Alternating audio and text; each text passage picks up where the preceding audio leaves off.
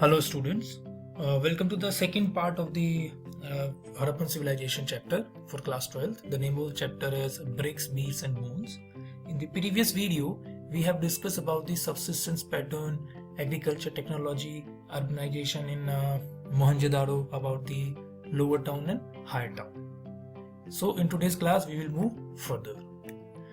The learning objectives for today's class are, at the end of the lesson, student will be able to explain the socio-economic differences in the Harappan civilization, understand the craft production system of Harappa, discuss the features of Harappan trade, write about the script and weight system of Harappa, and will be able to elaborate the political system of Harappa.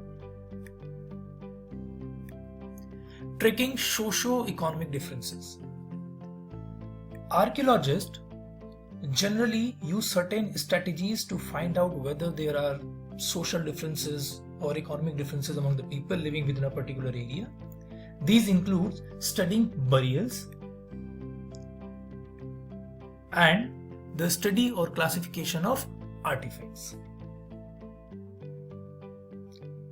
At burials in Harappan sites, the dead were generally laid in pits. Sometimes there were differences in the way the burial pit was made. In some instances, the hollowed out spaces were lined with bricks. Maybe example of social differences. Some graves contain pottery and ornaments, perhaps indicating a belief that these artifacts could be used or these items could be used afterlife. So it means that they believe in afterlife. Jewelry has been found in burials of both men and women. But at the end we can say that it appears that the Harappan did not believe in burying precious things with the dead. Now, looking for luxuries, another strategy to identify social differences is to study artifacts, which archaeologists broadly classify among two categories: utilitarians and luxuries. The first category includes objects of daily use, made fairly easily out of ordinary materials such as stone or clay. These include coins, pottery, needles, etc., and are usually found distributed throughout the settlement. Second category is luxury. Archaeologists assume objects were luxuries if they are rare or made from costly and non-local material, or you can say with complicated technologies. For example, fans, a material made up of ground sand or silica mixed with color and gum and then fired. It was probably considered precious because they were difficult to make. About the craft production centers. Before discussing about the craft production centers, we should know that how archaeologists or historians identify centers of production. Actually, in order to identify centers of craft production, archaeologists usually look for the few aspects, like first, raw material such as stone, whole shells, copper ore, tools, unfinished objects, rejects and waste material. In fact, waste is one of the best indicator to craft production or craft work. For instance, if shell or stone is cut to make objects, then pieces of these materials will be discarded as waste at the place of production itself. Now come to the centers.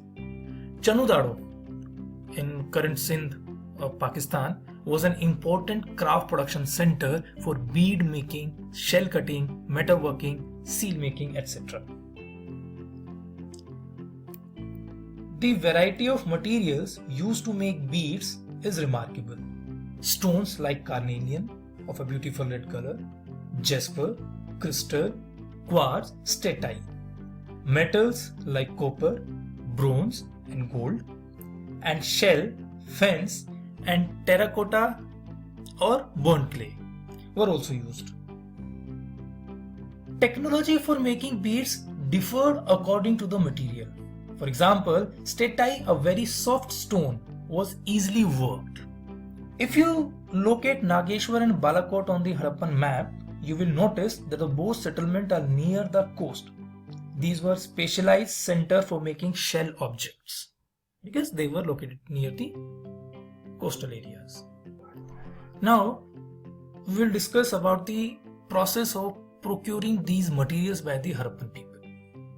The Harappans procured material for craft production in various ways. For instance, they established settlements such as Nageshwar and Balakot in areas where shell was available.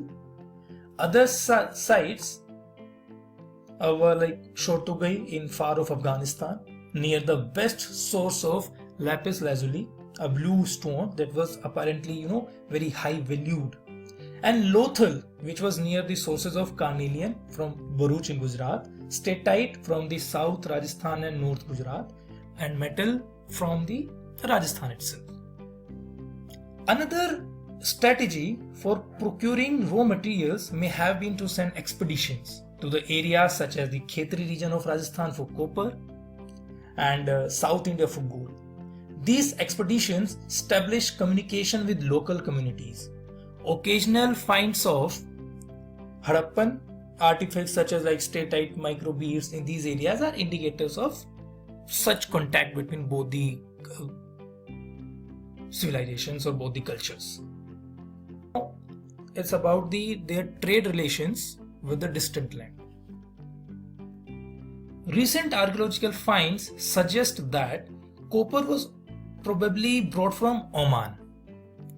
The term used in Mesopotamian script for Oman was Magan. A jar, thick layer of this black clay has been found at Oman sites. We do not know what was carried in these vessels, but it is possible that the Harappan exchanged the content of these vessels for Omani copper. Mesopotamian texts mention about the products from the Meluwa like carnelian, lapis lazuli, copper, gold, wood, etc. Mesopotamian myths also talk about these texts also talk about a Haza bird. Archaeologists says Haza bird is peacock. Seals were used for the communication purpose. A seal also used as a stamp by affixing some wet clay and then sealing. Now let's talk about the script and weights of Harappan people. Script. It was an enigmatic script, means it was difficult to understand. Harappan seals usually have a line of writings, probably containing the name and title of owner.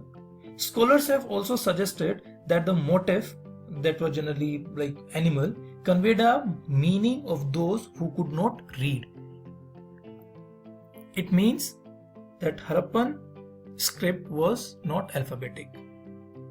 We have different signs. Too many signs were there, around 375 to 400. It was written from right to left. As some seals show wider spacing on the right and cramping on the left, if the engraver began working from the right and at the end he ran out of the space. Weights. Weights were made up of stone, that is chert. We found the metal scale pen also from the some Harappan sites.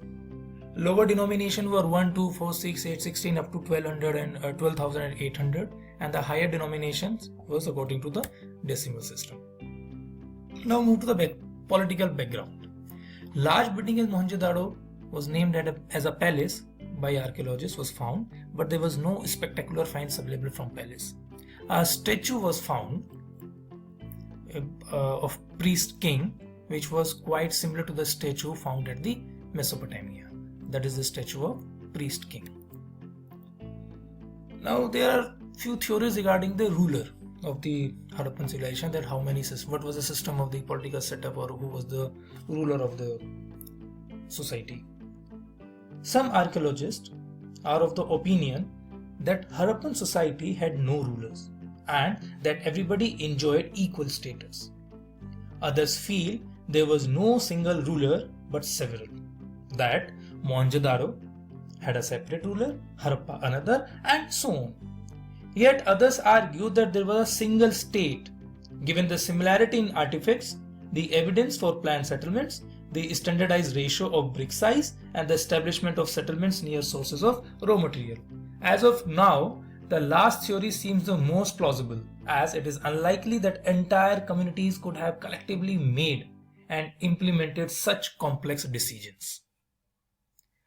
So dear students, there are some questions for assignment. The remaining part of the chapter will be discussed in the next video. Thank you.